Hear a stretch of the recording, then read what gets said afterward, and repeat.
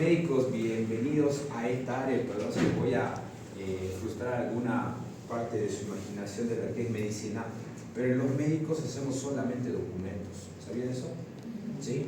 Nosotros hacemos solamente documentos, y toda nuestra vida vamos a hacer documentos. Ah, doctor, es que yo solamente lleno papeles. Todo el tiempo nosotros vamos a llenar papeles porque todo lo que hacemos tenemos que escribir. ¿Escucharon esa frase que si no escribimos nunca lo hicimos? ¿Sí? Y es eso. Todo tipo de medicamentos. Si yo prescribo, voy a hacer. ¿Bien? Pero vamos a comenzar ahora esta segunda parte del curso, que es lo que va a ser emergencia. Si bien nosotros estábamos viendo que estábamos teniendo que prescribir todos los medicamentos, eso mayormente hacemos en situaciones de consulta externa, por ejemplo, o pacientes de internación. Pero otra área muy importante de la medicina, y más aún ustedes que van a entrar al internado, que va a ser la emergencia dentro de los traumas. Nosotros como médicos, como recién iniciantes que estamos comenzando en esta parte de la medicina, cuando entramos en el internado, tenemos que ir atrás del paciente en algunas ocasiones. Van a haber ocasiones, doctores, que ustedes van a estar en su internado, y a veces el médico, el jefe, les va a decir: hey chico, ven interno, hay un paciente herido, anda con el chofer y vayan a buscarlo a ese paciente. ¿Bien? ¿Y quién acá se siente preparado como para tener una emergencia en la calle? Yo creo que la gran mayoría como que se priva, ¿sí o no? ¿Sí? Y eso es normal del estudiante. Si bien ustedes aún están en etapa de formación, aún están en etapa de poder aprender, y el internado, por si acaso, es la parte práctica de los 5 años de medicina que están haciendo, van a aprender aún, hay que ya entrar con una base bien fundamentada. Si no entramos con una base bien fundamentada al internado, ¿qué es lo que va a ocurrir? No vamos a hacer bien las cosas, no vamos a poder salvar al paciente, y en algunas ocasiones hasta nos vamos a poder llegar a frustrar si nuestro paciente se nos muere en nuestras manos. Entonces, por eso mismo, vimos fármaco, vimos cómo hacer la atención en consulta externa, pero vamos a ver el día de hoy también cómo atender a un paciente en esa situación de emergencia. Bien, como les digo, vamos a comenzar entonces la parte del trauma, y les voy a mostrar una imagen típica aquí en Santa Cruz, ¿sí o no? ¿Sí? Una camioneta llega, le choca un taxi y directamente ustedes llegan en la ambulancia. Primer día de internado, llegan ahí. ¿Qué harían ustedes en ese momento? Llama un médico. Llaman al médico, pero ustedes son los médicos ahora. ¿Qué ustedes van a hacer? Y eso es lo que vamos a aprender el día de hoy. ¿Cuál es mi límite? ¿Qué es lo que yo tengo que hacer? ¿Cuál es mi posicionamiento dentro de mis situaciones?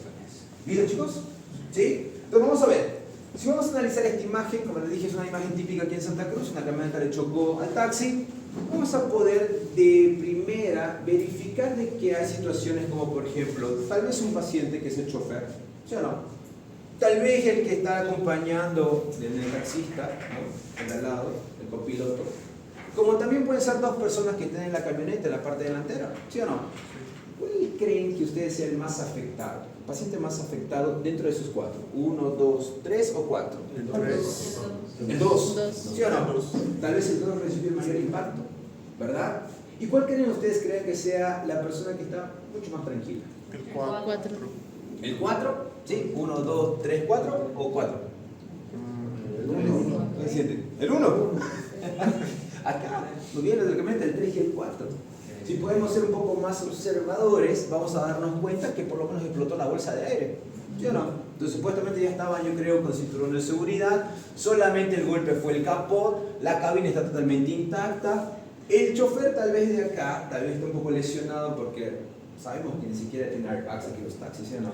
Así los volantes son intercambiados, ¿sí o no? ¿Verdad? Entonces imagínense, este también puede recibir impacto, pero este está mucho más tranquilo. La cosa es cuando llega el paciente, o bueno, cuando nosotros llegamos al lugar de hecho, ¿qué es lo que vamos a hacer? Y antes de hacer examinación de los pacientes y poder atenderlos, lo primero que tenemos que hacer es realizar verificaciones dentro de los cuidados de la escena. Bien, no es atender al paciente, es atender a la escena para después atender al paciente. Pero cuando voy a hacer esta atención en la escena, yo tengo que tener 2 palabras bien puestas en mi cabeza, 2 conceptos. Y esos conceptos van a ser los siguientes.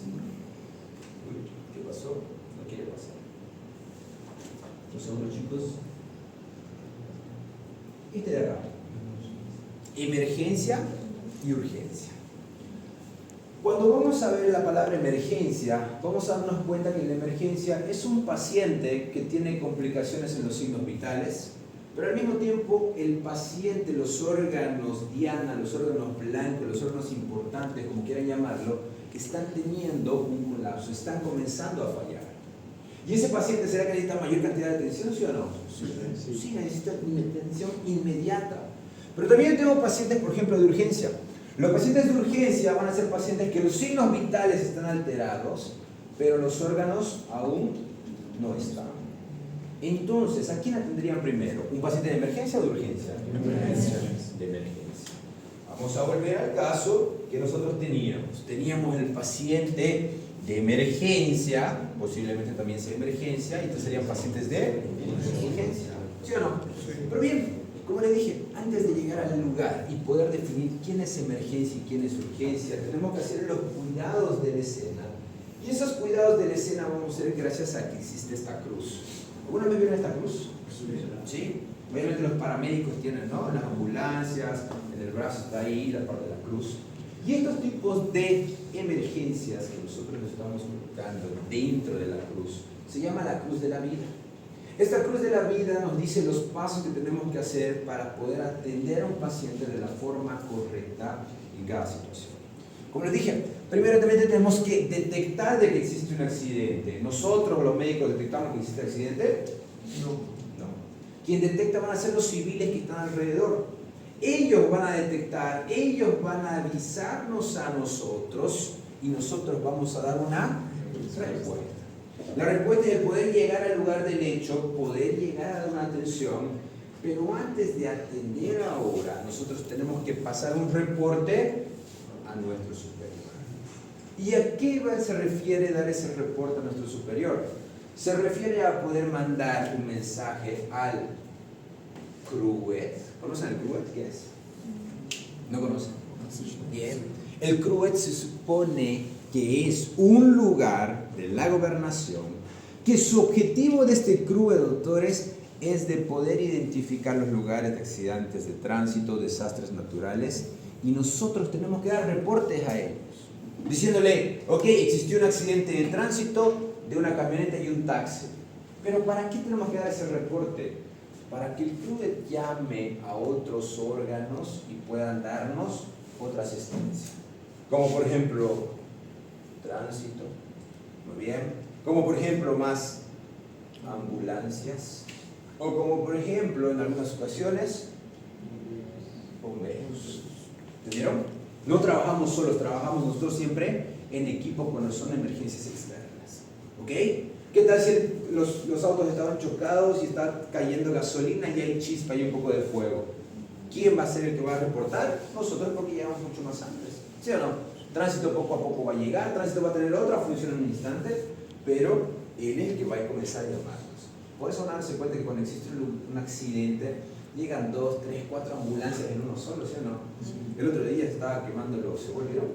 Sí. ¿Y cuántas ambulancias aparecieron? ¿Cuántos bomberos aparecieron? ¿Cuántos tránsito aparecieron? Sí. ¿Por qué fue?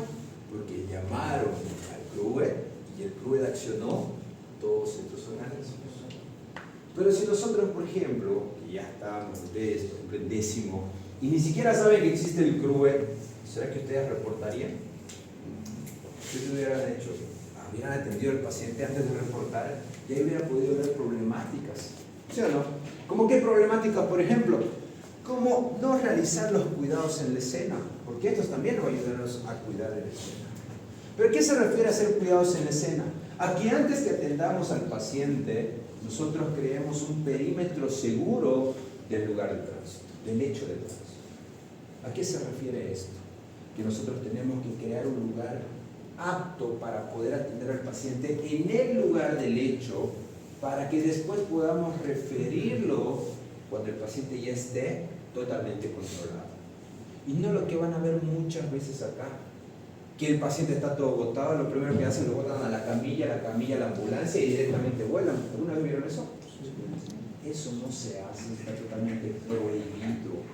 Porque si algo llega a ocurrir con el paciente, ustedes que están atendiendo pueden ir presos. ¿Se dan cuenta, chicos? Sí, no, por eso tenemos que tener mucho cuidado. Cuidados en la escena.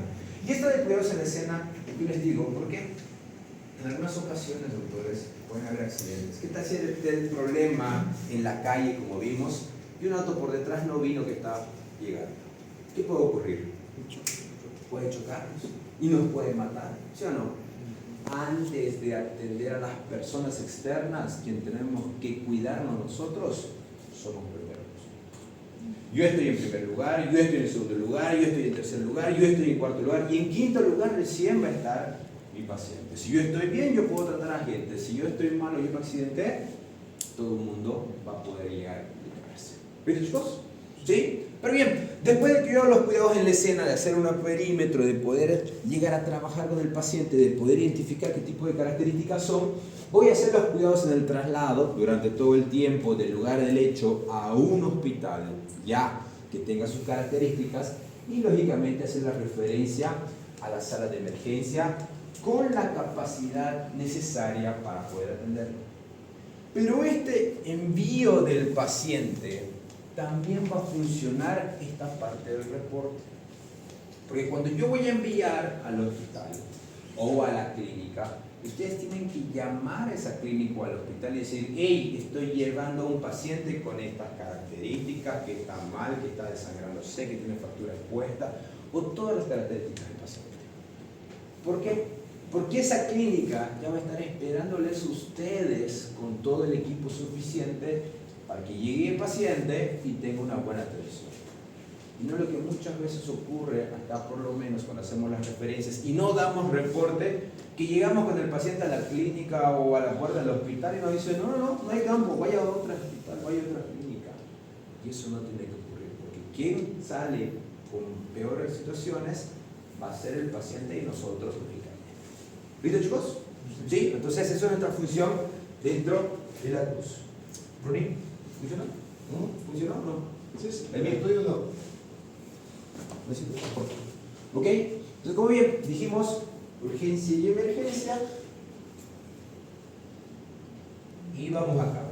Ahora, tenemos dos protocolos, chicos, cuando vamos a atender pacientes de emergencia. Tenemos el PHTLS y tenemos el ATLS. Yo creo que ustedes ya pasaron urgencia en la universidad, ¿sí o no? ¿Sí? ¿Ya avanzaron el ABC del trauma? Sí, ¿verdad? ¿No? Cuando estábamos en SEA nos enseñaron ABC de trauma, cuando estábamos en urgencia nos enseñaron ABC de trauma, cuando estábamos en segundo semestre nos enseñaron parte del ABC de trauma. Pero en realidad existen dos tipos de protocolos. Existen el ATLS y el PHTLS.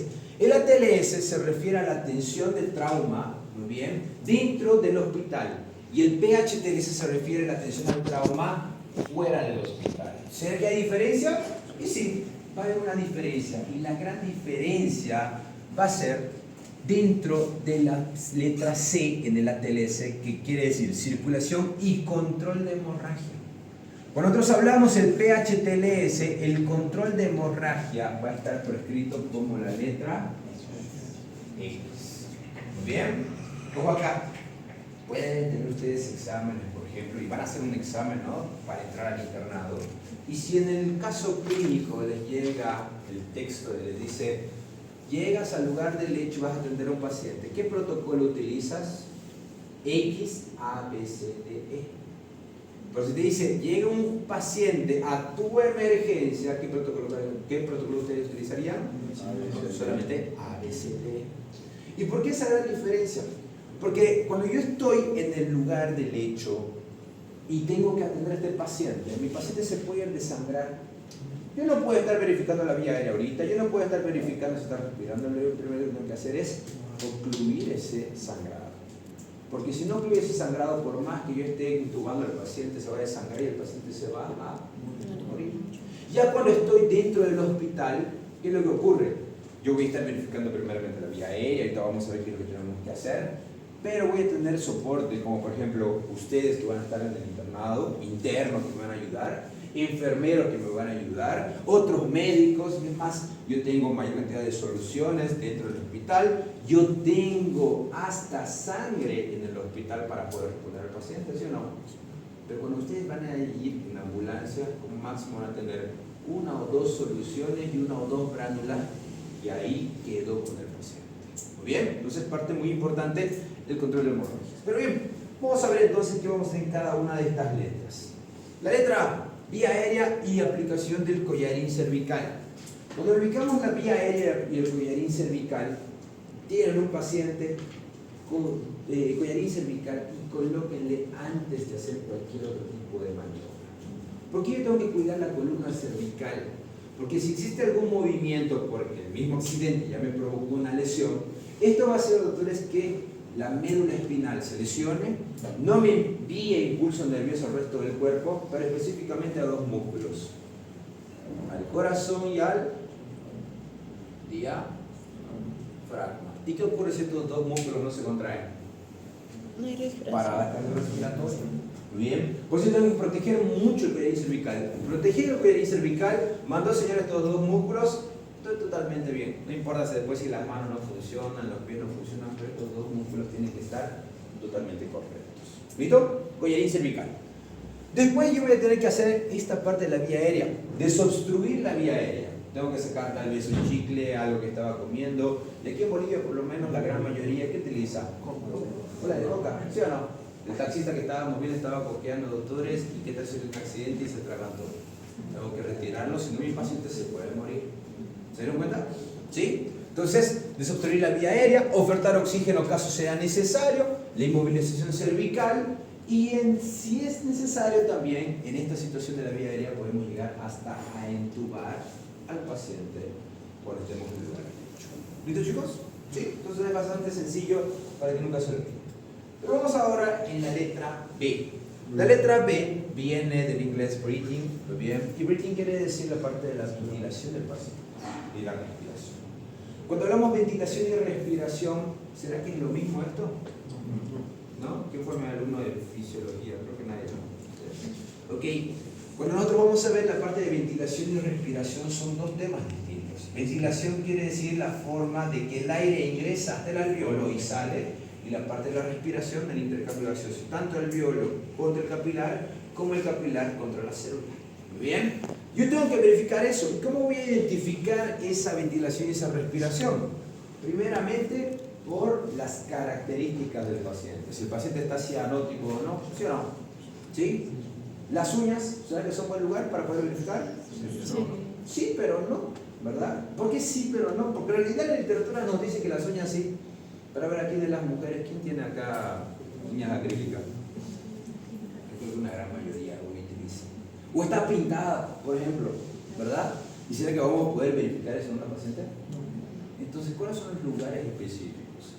Mucosas. Muy bien, vean más de todo las mucosas, la parte interna de las encías, muy bien, como también la parte de los ojos. ¿Listo, chicos? ¿Sí? Labios no les voy a decir tanto porque también la gran mayoría que utiliza los labios o pintura o se hacen tatuajes en los labios porque quedan rosados, ¿sí o no?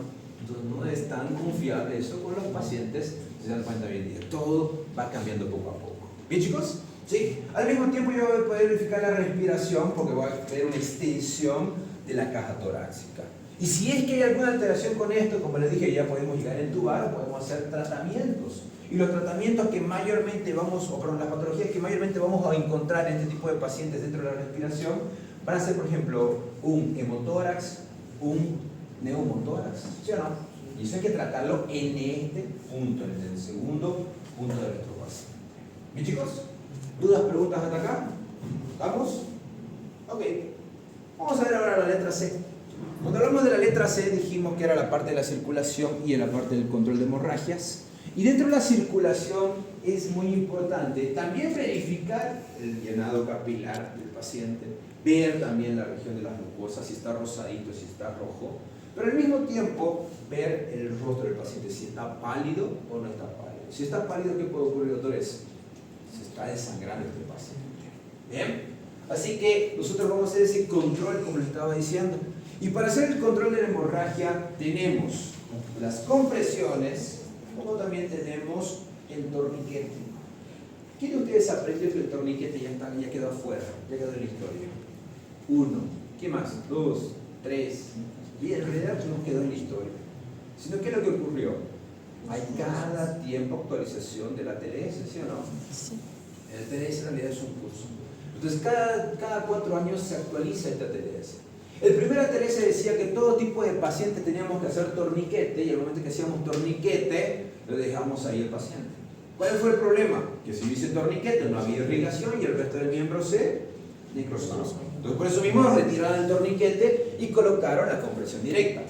Pero el problema de colocar la compresión directa es que cuando existía la amputación de un miembro, solo compresión directa igual se desangraba el paciente. Entonces volvió el torniquete de la TLS y nos dice lo siguiente: cuando existe hemorragias que el miembro está completo o en cavidad, nosotros hacemos la compresión directa, agarramos una gasa, podemos juntar también con agua oxigenada y hacemos una compresión bastante profunda.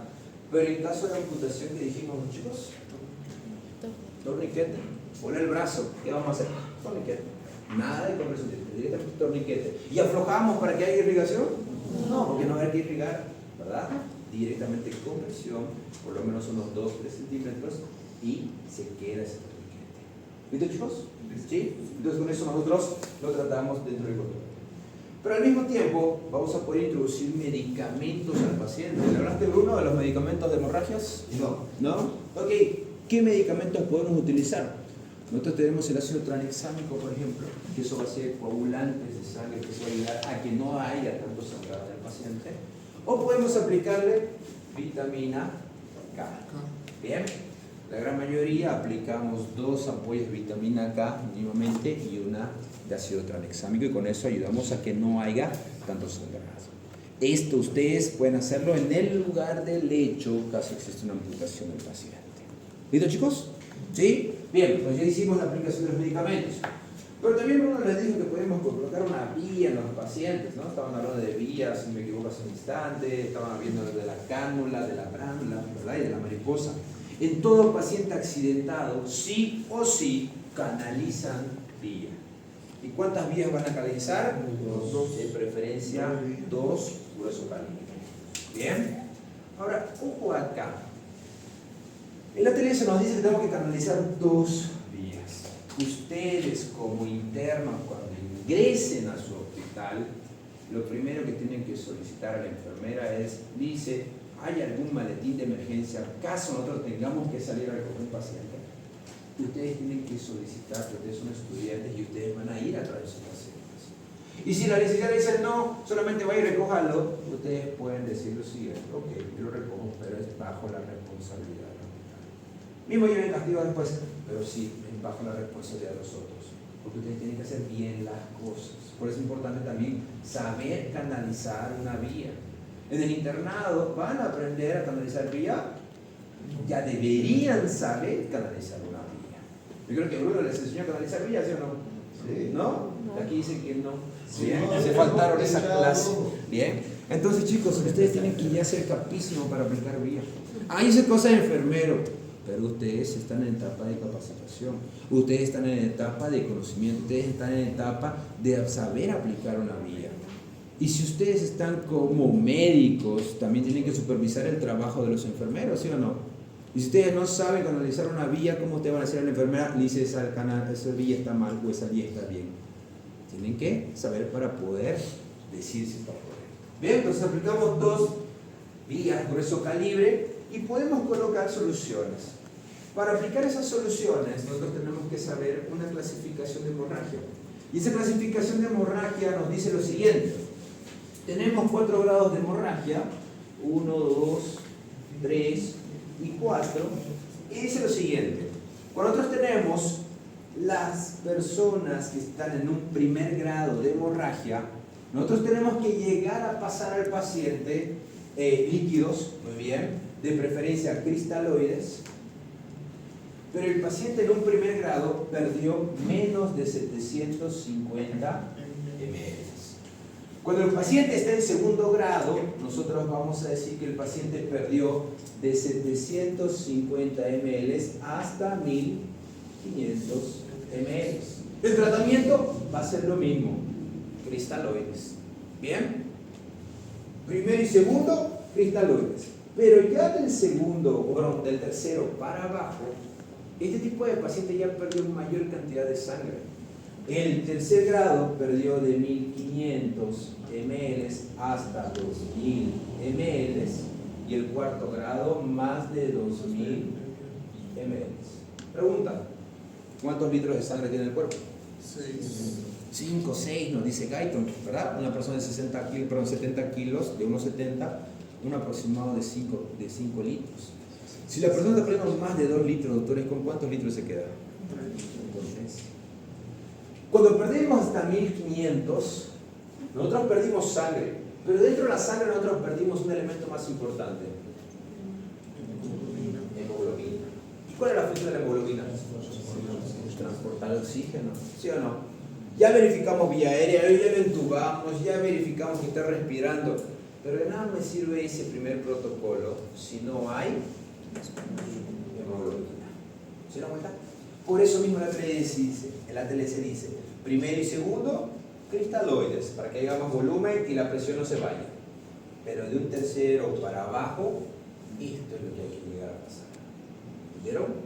Pasamos cristaloides para que haya ese volumen, para que haya esa circulación, pero al mismo tiempo vamos a colocar hemocomponentes. Muy bien, paquetes globulares del paciente. Y un paquete globular llega a subir un 1,5 de hemoglobina aproximadamente. ¿Viste, chicos? Sí, ellos tienen que saber. Para eso mismo van a soltar exámenes, pero bueno, no van a estar ahorita, porque el licenciado te va a quitar campo. Lo que te dice, dice, hay mucha sangre, prepárenme paquetes globulares. ¿Vieron? Que ya vayan preparando, porque hay que ir al banco, hay que hacer documentación, tienen que traerlo al lugar. Y mientras tanto, bastante cantidad de líquidos. ¿Se entienden, chicos? ¿Sí? Y si yo sé que tengo que pasarle hemocomponentes porque no tiene hemoglobina, pero yo estoy en la calle y mi paciente está desangrándose, pues métanle bastante cantidad de líquidos y van a darse cuenta que este paciente va a estar un poco disneico, no va a poder respirar correctamente, va a estar mucho más agitado porque le está faltando ¿qué elemento, chicos? Hemoglobina. ¿Se dan cuenta? ¿Sí? Bien. Vamos a ver ahora la otra parte de esta atención de emergencia. La letra D. La letra D viene de la palabra disability. Eso quiere decir la parte del déficit neurológico de nuestro paciente. Cuando existen problemas de déficit neurológico, nosotros vamos a hacerlo gracias a una clasificación que se llama la escala de Glasgow. ¿Lo conocieron ya la escala de Glasgow?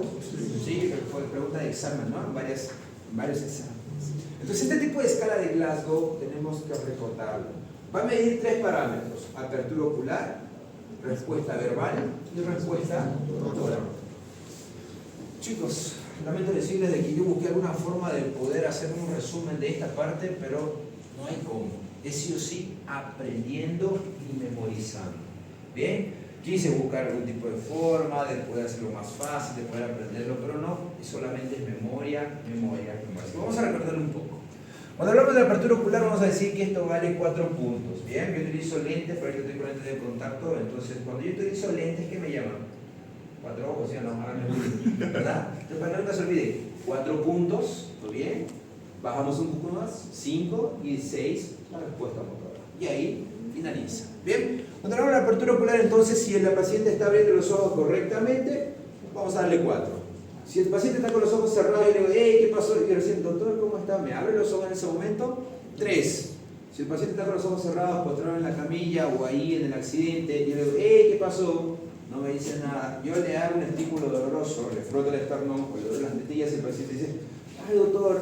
Ahí le daría 2 puntos. Y si no me abre los ojos, ¿cuánto le doy? ¿2, 3? 1 punto. Dentro de la respuesta verbal, si el paciente me habla y me dice, ¿sabe qué, doctor? Es que yo estaba andando en mi taxi, mire, esta camioneta me llegó, me chocó, y está hablando todo lo que ocurre, 5 puntos. Si yo digo, ¿qué pasó?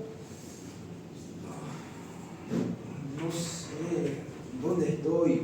Habla bien, pero está confuso. 4 puntos. ¿Se dan cuenta? ¿Sí? Ahora yo le pregunto, ¿qué pasó? Mamá, ¿hay algo? ¿La pregunta con la respuesta? No, puede hablar, pero no hay esa coordinación. Sería 3 puntos, respuesta inapropiada. Yo le hablo, señor, ¿qué pasó? Y el paciente me dice, ¿vieron esos pacientes? ¿Sí? ¿Lo escucharon?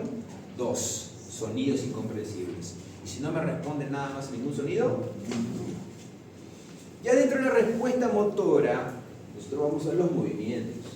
El paciente está llegando y nos dice, ¿sabe qué, doctor? Es que mire, ese Hilux me llegó, me chocó, y mire, yo no tengo nada. Se está moviendo, está explicando. 6 puntos. El paciente está ahí, ¿y dónde te vio? Doctor, aquí por el hombro, llega, toca, muestra y vuelve a su posición, 5 puntos. ¿Dónde te tocó? En el hombro, doctor. Por aquí, ay sí, doctor, ahí duele. ¿Se dan cuenta la gran diferencia? Ahí retira el dolor, 4 puntos. En esta parte es donde el estudiante de medicina mayormente se complica. Muy bien, pero vamos a recordar algo. Nuestro estímulo primitivo es de protección. Entonces cada vez que nos vamos a proteger nos vamos a cubrir, ¿sí o no? Eso quiere decir que si yo hago un estímulo doloroso, el paciente va a llegar a flexionar todos los miembros, todas las articulaciones. Y eso sería 3 puntos. Pero cuando yo hago un estímulo doloroso y en vez de protegerse, más al contrario, se entrega hacia el dolor, extiende los miembros, sería 2 puntos. Y si no se mueve, doctores, ¿qué pasa? 1 punto. Muy bien, y ese 1 punto puede decir que realmente hubo una lesión en la médula espinal, o era paralítico, o realmente está el problema dentro del estímulo nervioso cero. ¿Listo, chicos? Bien, entonces nosotros hacemos la escala de Glasgow, verificamos la escala de Glasgow del paciente, y escala de Glasgow va de 3 puntos, ¿hasta cuánto? Hasta 15, donde yo voy a tener que identificar en qué puntaje se encuentra. De preferencia que se encuentre arriba de 8 puntos, porque si es menos de 8 puntos yo voy a tener que entubar sí o sí a este paciente. ¿Bien, chicos? Sí, bien. Vemos la letra E, D, y nos vamos a la última letra, la letra E. La letra E dice la exposición, de exposure, exponer al paciente. En el mismo lugar del hecho de tránsito, doctores, agarramos una tijera, sacamos toda la ropa al paciente. Muy bien, no importa si es mucho operada la ropa, lo cortamos y le vestimos al paciente en el lugar del hecho. Y en ese momento vamos a identificar las fracturas posibles que puedan existir. No solamente fracturas, revisamos desde la cabeza hasta el pie, por delante y por detrás, verificando la columna vertebral, verificando la parte abdominal, la cavidad torácica, la cavidad pélvica, las estructuras, extremidades superiores e inferiores, porque aquí es donde yo voy a hacer el último paso. ¿Muy bien? De algún tipo de hecho, de algún tipo de lesión del paciente. Y una vez que yo termino de identificar todo eso, ahora tengo que volver a cubrirlo. Y esa parte de volver a cubrirlo, doctores, es lo más importante, porque todo paciente con accidente de tránsito va a llegar a tener hipotermia. Y esta hipotermia es una de las causas de muerte más comunes en los pacientes en accidentes de tránsito. Y uno dice, pero ¿por qué hipotermia? ¿Alguna vez vieron esas películas de Hollywood cuando el incendio está atrás y el tipo está sentado en la ambulancia besándole a la corteja y está con una manta térmica? Mismo con el incendio atrás. ¿Sí? Cada vez que existe accidentes, nuestro cuerpo libera un montón de adrenalina. Y esa adrenalina nos va a hacer una vasoconstricción periférica.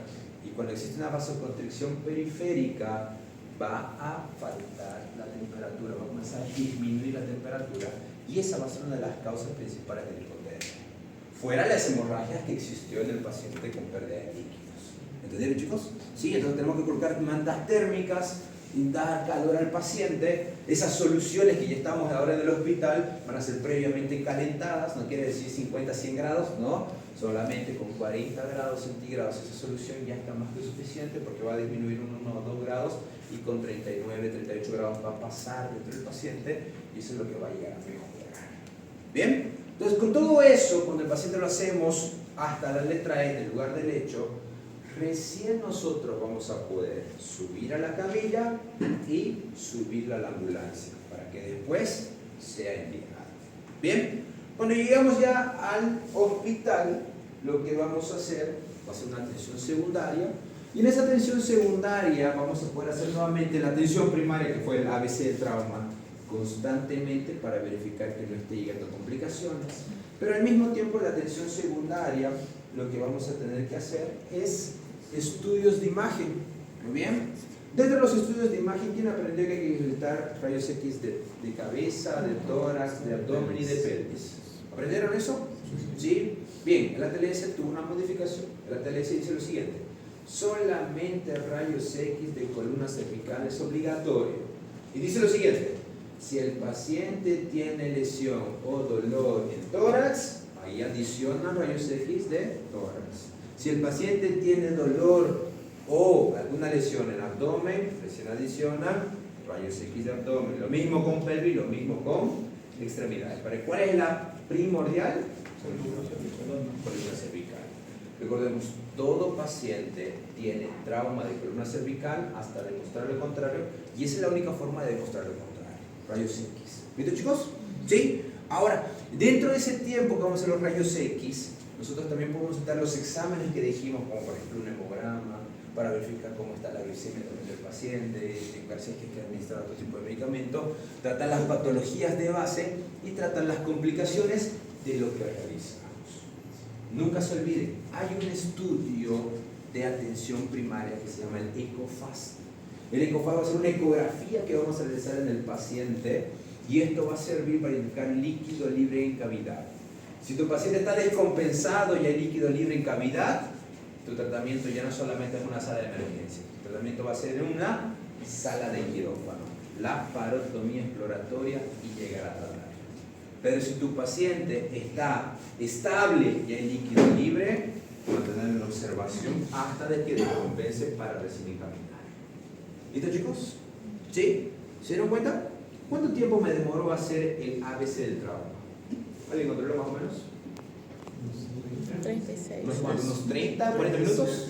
36. ¿Sí? Bien. ¿Cuánto tiempo creen que tienen que hacer todo eso en su paciente en el lugar del hecho? Menos de ¿5? ¿Queda más, queda menos? un minuto. En un minuto yo tengo que hacer todo ese ABC del trauma. Dirán, pero doctor, en un minuto, sí, en la tele se dice el minuto de oro. Y cuando yo voy y le digo, hey señor, ¿cómo está? Si me responde, yo sé que la vía aérea está bien, yo voy a identificar si hay una exposición de tórax, yo voy a verificar ya las extremidades cuando lo estoy tocando, muy bien, y identificar.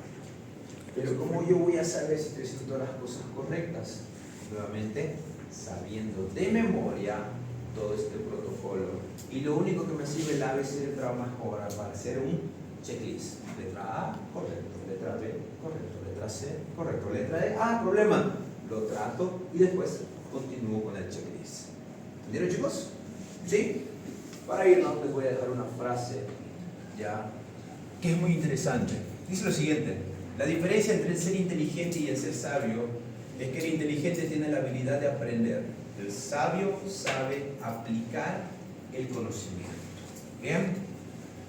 Acá puede haber inteligentes como también puede haber personas que no son inteligentes. ¿Eso se refiere a la forma de capacidad de aprender? ¿Sí o no? Por ejemplo, yo no soy tan inteligente porque tengo que escribir 10.000 veces, tengo que ver nuevamente 10.000 videos, ¿ok? Y me demora en poder aprender.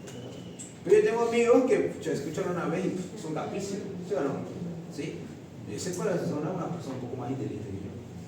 Pero lo importante es que todo lo que yo aprendí, saber aplicarlo en el momento correcto.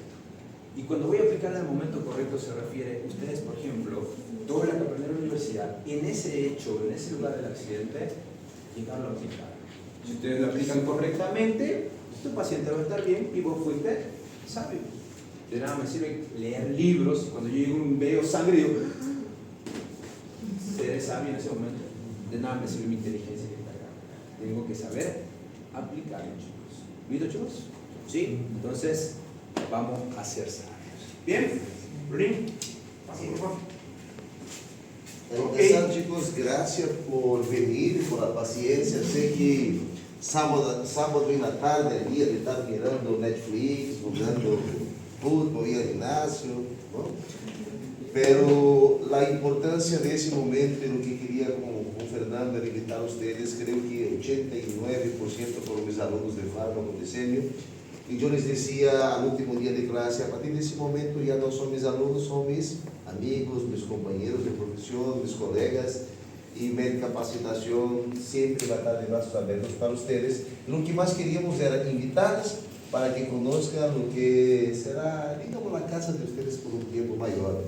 Oferecemos curso de grado, curso de internato y cursos específicos.